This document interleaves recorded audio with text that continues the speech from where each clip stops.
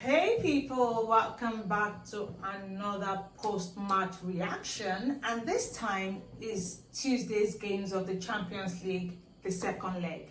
And already we know that 4 teams are qualified to the quarterfinals already. Teams including Real Madrid, Arsenal, Sporting CP, miraculously, and Paris Saint-Germain. Now let's just go into the main games themselves. But before I do that, welcome back guys to another video on my channel, and it's still your girl Fehintola. Now the match on Tuesday started off with Sporting CP, just trying to see if they could overcome Borussia, the team that a lot of people have been looking at to cause the surprise of this round of 16. Somehow it wasn't to be. Sporting CP got the job done, winning the game 5.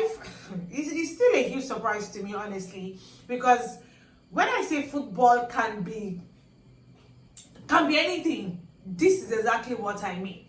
If someone had told me that Borussia will be out of the Champions League and not into the quarterfinals, I would have said it's a lie. I would have honestly said it's a lie. But it happens that Sporting CP scored 5 goals on the night and qualified into the quarterfinals, right? It was, I think, obviously they needed extra time to get that done. In regular time or full time, they scored 3 goals to equalize the game. And then in extra time, they scored 2 extra goals. Arujo scoring one of the goals in extra time, and Nel also ensuring that the tie was as sealed as possible. You see, when you look at the Champions League, I just know that there are times where you feel like, this team should get the job done, and then the other team just springs up a surprise, and that is exactly what happened in this game, right? And obviously, I think I said it in my last game, even when they lost that game, that Sporting CP, they are one team that they've played in the Champions League for the longest time, and I'm surprised that they lost in that manner to Borussia in the first leg. But this time around, they ensured that they took advantage of the fact that they were playing at home and they scored all their goals. They didn't even concede, which was a huge surprise for me, considering that they conceded 3 goals in the first leg. But they got the job done. They scored 5 goals and qualified and sealed their spot into the quarterfinals. Now to the other games of the night, we saw Chelsea lose at home 3-0, giving Paris Saint-Germain an 8-2 aggregate win to obviously qualify into the quarterfinals. Now, Paris Saint-Germain, obviously, you could just tell that in these both legs, they meant it. Like this one, they came for revenge. They came for revenge. They said this time around, nah, we are not going to allow it. They ensured that the game was as good as decided in the first leg, and then in the second one, it was just like, let's just top it up, right? Let's just show them that that first leg was not a fluke. And that was exactly what happened. Kvaratskhelia obviously getting on the score sheet, Mayulo also scoring the 3rd goal, and Bakola getting the 2nd one. And I think Kvaratskhelia scoring both at home and in this fixture in the second leg, it just goes to show you that he's a quality player, and I'm not even surprised. Okay, I also feel like that first goal from Kvaratskhelia, Mamadou Sarr should have done better. You were literally in charge of the ball, and somehow you got the ball and you gave it to Kvaratskhelia, who will not waste time to score that goal, and that was exactly what happened. The second goal, obviously from Bakola, it was more like a very good shot into the net, and that sealed the win already. And it didn't even look like Chelsea were going to score a goal, because they just kept passing round and round and round, which is something I think we've seen from Chelsea in the last few games. Just keep passing the ball, not trying to take shots from outside the 18-yard box, nothing done. And so PSG, you could tell they were really prepared for this game, for both legs, obviously, and I think they deserve to go through, definitely. You can't even score 8 goals against quote and unquote champions, world champions, and not be one of the best teams out there. Definitely, they're one of the teams you have to look out for going into the quarterfinals. They've gotten the job done just like they did last season, starting off from the round of 16, picking up results, and we are seeing that happen again. So definitely teams that will be facing them from the quarterfinals now have to be, a bit more careful. And then Man City also lost their game at home 2-1 to Real Madrid. Also, they were down, a man down, Bernardo Silva getting a red card before the penalty that was scored in the first half by Vinicius Junior. Obviously, Vinicius Junior scored both goals, and it's just telling you Man City right now are really, really struggling defensively. It seems like they can't really get it right. They are not getting the job done defensively, really, and they are even finding it difficult to score. The good thing, however, is Erling Haaland's goal scoring drought is eventually ended. He scored in the 41st minute just to level the game and see if they have a chance of just getting something out of this game. But obviously, it wasn't to be. And I think Real Madrid was also prepared for this game, for both legs. And that 3-0 win in the first leg just sealed the quarterfinal spot for them already. This second leg was just more like let them just ensure that they don't concede, defend very well, and that was exactly what Real Madrid did in this game. Vinicius Junior obviously getting the second goal, as I said, in the second half. Practically towards the end of the game, right?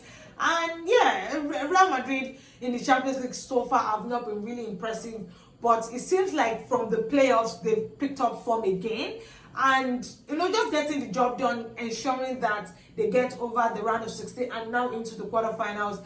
There's still a lot of work for them to do. There's absolutely a lot of work for them to do. However, for Man City, Pep Guardiola will be really, really disappointed with this game.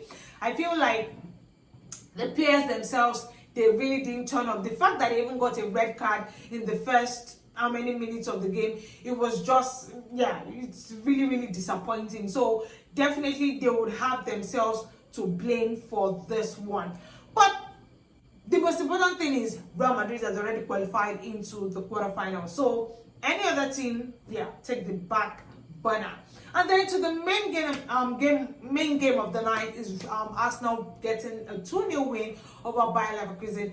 I did expect them to get through to the quarterfinals, definitely, because I knew that the fact that they were playing the second leg at home, that was all the encouragement that Arsenal needed.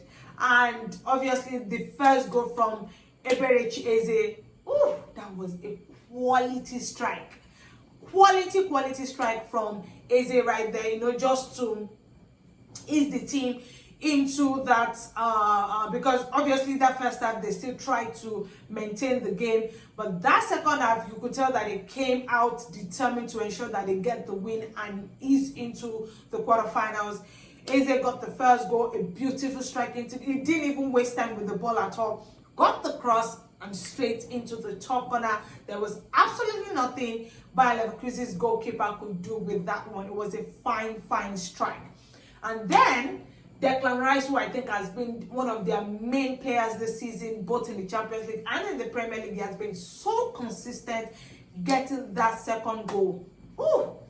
That goal was, he didn't even need to do too much. Just place the ball into the bottom half of the net, and that was exactly what he did. I think Bayer Leverkusen defenders, they blocked the goalkeeper a little bit. He really couldn't see where the ball was, but at that point I think the ball was already in the back of the net, so it was as good as done. Arsenal now are still competing in 4 competitions. Really, I think Arsenal right now are, I don't even want to say one of the best teams. They are practically the best team in Europe right now. Competing in the FA Cup, EFL, and obviously in the final of the EFL, still in the FA Cup, now into the round of 8 or quarterfinals of the Champions League, and still top of the Premier League table. That's just amazing. I'm sure Arsenal fans are excited, top of the moon right now. But yes, they've gotten the job done.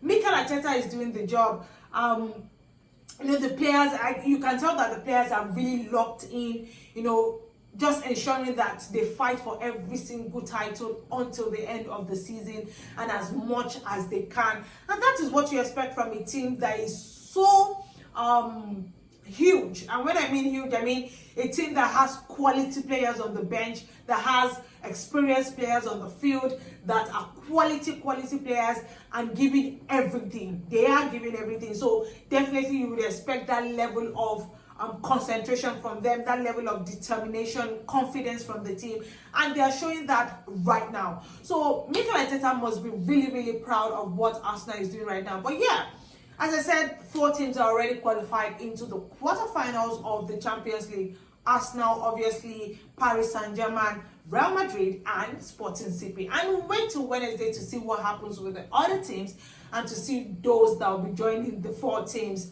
already. Anyways, guys, those are my thoughts on the games, Tuesday's games, second leg in the Champions League. Don't forget to share your thoughts in the comment section. I will definitely be reading. Also, don't forget to like, share, and subscribe to the channel. Please subscribe to the channel, okay? It helps the channel to grow, and yeah, it keeps getting the family bigger. So please subscribe to the channel.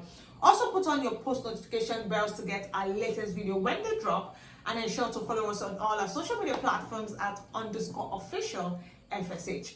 Anyways, guys, that's the much from me tonight.